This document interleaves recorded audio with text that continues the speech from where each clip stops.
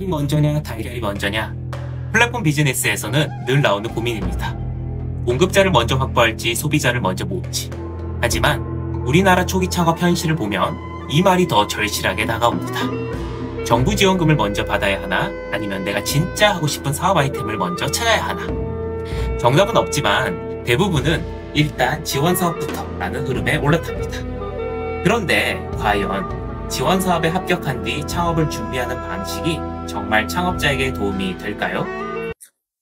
제가 10년 넘게 예비 창업자와 초기 스타트업을 코칭하면서 느낀 건 우리나라는 창업 초기 단계 정부 지원 사업 인프라가 나름 잘 갖춰져 있다는 점입니다.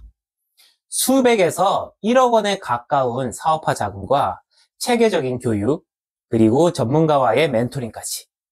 기술이나 혁신에 대한 이해가 없는 예비 창업자도 사업자 등록부터 시제품 제작까지 경험해 볼 수 있도록 돕고 있습니다. 그래서일까요?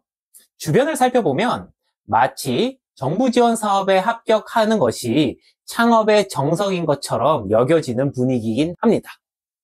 일단 한번 붙고보자, 지원금으로 시작해보자, 붙고 나서 생각해보자 등의 흐름이 너무 당연하게 흘러가고 있죠.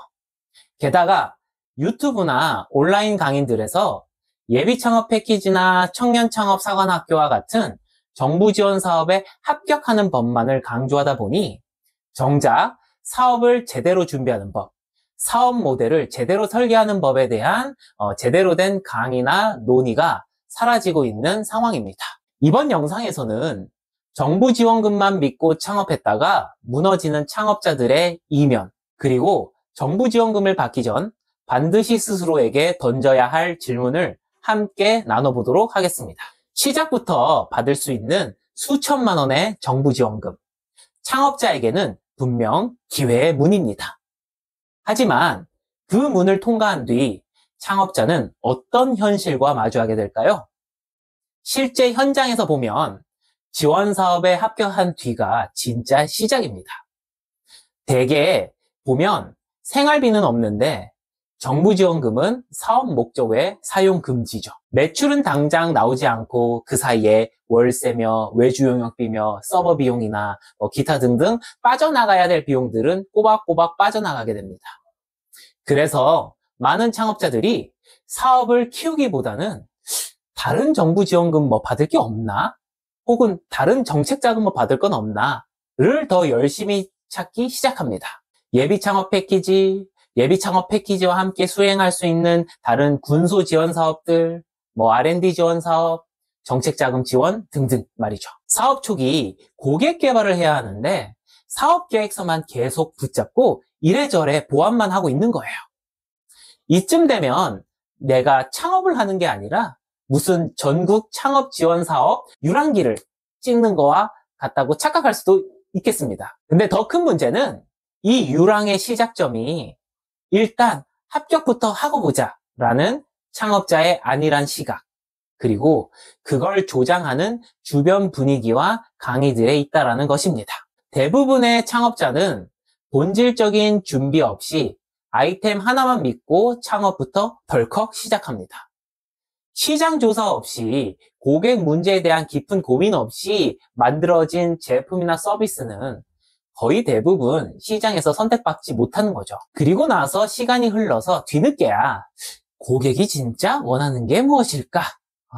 고민을 시작하게 됩니다. 그리고 처음 세웠던 고객과 고객의 문제에 대한 가설이 틀렸음을 인지하고 새로운 방향을 모색하게 되죠. 만약 운 좋게 진짜 고객이 원하는 것이 무엇인지 알았다고 하더라도 지원 사업 초기에 협의한 협약 내용과 만약 방향이 많이 달라진다면 어떻게 될까요? 결론은 그렇게 되면 사업 방향을 쉽게 바꾸지도 못합니다. 사업 방향이 바뀌어야 하는데 과제는 그대로 진행되는 것인 거죠. 그럼 어떻게 될까요? 이렇게 되면 남은 지원 사업 기간은 내 사업을 위한 기간이 아니라 말 그대로 과제를 위한 과제를 수행하는 시간이 돼버립니다. 이렇게 지원 사업 기간이 끝남과 동시에 창업자들의 첫 창업도 끝나버리게 되는 거죠. 그럼 창업자에게 남는 건 무엇일까요? 바로 막대한 기회비용입니다. 지원금을 받아서 창업을 시작했기 때문에 창업자 본인이 직접 쓴 돈은 적을 수 있습니다.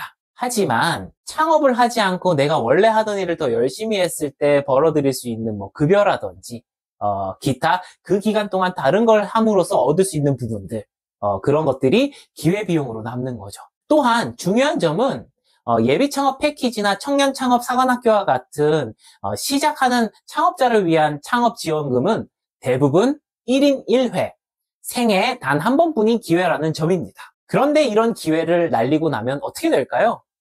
아까도 말씀드렸듯이 이제 막 창업을 시작하는 시점에서 정부 지원 사업은 매우 유용한 옵션입니다. 합격만 하면 분명 남들보다 유리한 시작점에서 창업을 시작할 수 있게 만들어주는 거죠. 그런데 이미 창업 지원금을 받아 시원하게 말아먹었다면 진짜 가능성이 있는 창업 기회를 발견했을 때 오롯이 내 힘으로만 시작해야 하는 오히려 디스어드밴티지에 놓이게 되는 거죠. 그래서 지금 필요한 건 지원사업용 사업계획서가 아니라 진짜 내 사업에 대한 시장 진입 전략과 생존과 성장 전략을 만드는 일입니다. 그 시작점 중에 하나가 바로 IR덱, IR 사업계획서를 한번 작성해 보는 것입니다. IR덱, IR 사업계획서를 흔히 투자 유치를 위한 자료로만 알려져 있는데요. 사실 이 사업계획서나 이 IR덱은 내 사업이 현실적인가, 확장 가능한가를 점검하는 데도 굉장히 유용한 도구입니다. IR덱을 제대로 작성하게 되면 이런 질문들과 마주하게 됩니다. 이 고객 진짜 존재하나? 이 문제 진짜 존재하는 문제인가? 그럼 이 문제를 내가 탁월하게 풀 수 있을까? 돈은 어떻게 벌 수 있을까? 이 사업 모델 진짜 10배, 20배, 100배 성장할 수 있는가?